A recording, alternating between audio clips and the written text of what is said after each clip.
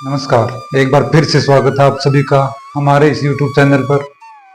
जब मन भटकता है, आत्मा प्यास से तड़पती है, तब भक्ति ही वह दीपक है जो अंधेरों को मिटा देती है। आप जुड़ चुके हैं हमारे चैनल के साथ, जहां हर कथा में है श्रद्धा, हर शब्द में है संस्कार और हर पल में है ईश्वर की महिमा। तो आइए आरंभ करें इस दिव्यता की यात्रा।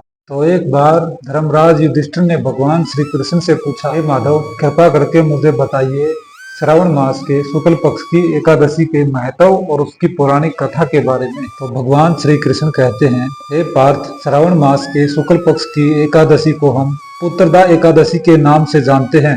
यह एकादशी विशेष रूप से संतान प्राप्ति की कामना रखने वाले दंपतियों के लिए अत्यंत फलदायी मानी जाती है। और आज मैं आपको सुनाने जा रहा हूँ श्रावण पुत्रदा एकादशी की एक विशेष कथा।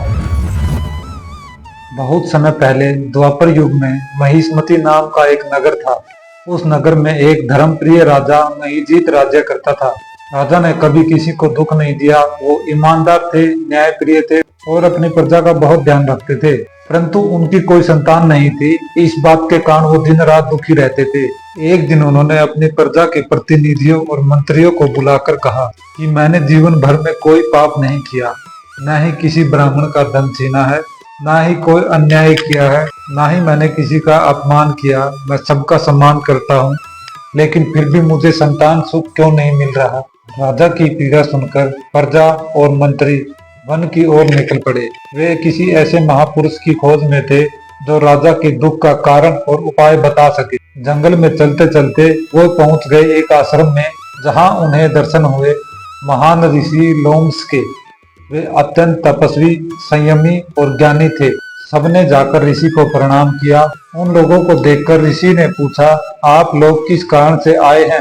सब लोग बोले, हे महर्षि, महिष्मतिपुरी का धर्मात्मा राजा महिजीत प्रजा का पुत्र के समान पालन करता है, फिर भी वह पुत्रहीन होने के कारण दुखी है। उन लोगों ने आगे कहा कि हम लोग उसकी प्रजा है, अतः उनके दुख से हम भी दुखी है।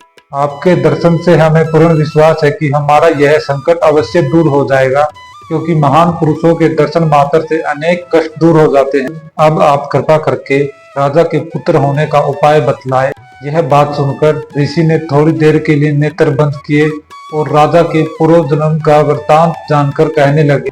यह राजा पूर्व जन्म में एक निर्धन वैश्य था। यह एक गांव से दूसरे गांव व्यापार करने जाया करता। एक समय ज्येष्ठ मास के शुक्ल पक्ष की द्वादशी के दिन दोपहर के समय, जबकि वह 2 दिन से भूखा प्यासा था, एक जलाशय पर जल पीने गया।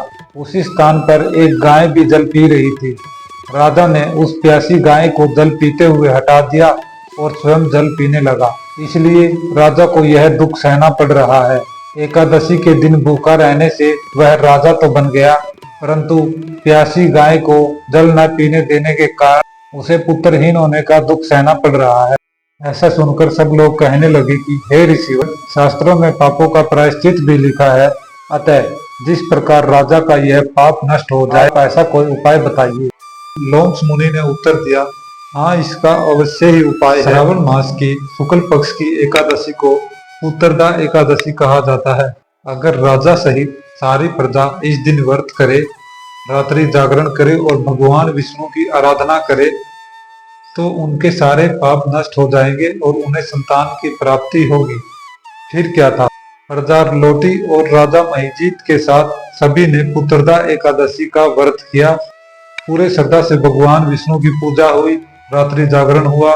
द्वादशी के दिन उन्होंने व्रत का पालन किया और उस व्रत का संपूर्ण पुण्य राजा को अर्पित किया गया। समय बाद रानी ने गर्भ धारण किया और एक तेजस्वी पुत्र को जन्म दिया। इसलिए भक्तों, इसी कारण से इस एकादशी का नाम पड़ा पुत्रदा एकादशी, जो संतान सुख और मोक्ष देने वाली मानी जाती है। इस व्रत को जो भी श्रद्धा से करता है, उसे न केवल संतान सुख की प्राप्ति होती है, बल्कि पापों से भी मुक्ति मिलती है और भगवान विष्णु की विशेष कृपा भी प्राप्त होती है। तो भक्तों, इस श्रावण पुत्रदा एकादशी का व्रत अवश्य करें। सच्चे मन से भगवान विष्णु का ध्यान करें, आपकी सभी मनोकामनाएं पूर्ण होगी। जय श्री हरि। धन्य है आप जो अंत तक इस भक्ति यात्रा में हमारे साथ रहे। हर कथा, हर मंत्र, हर भाव आपके जीवन को शुभता और शांति प्रदान करे। अगर यह वीडियो आपके मन को छू गया हो तो लाइक करें, सब्सक्राइब करें और अपने अपनों तक यह पुण्य पहुंचाए। बेल आइकन दबाकर हर दिव्य कथा की झलक सबसे पहले पाइए। अंत में बस यही कहेंगे, ईश्वर आपके जीवन में प्रेम, आस्था और प्रकाश की वर्षा करे। जय श्री राम, हर हर महादेव, जय माता रानी।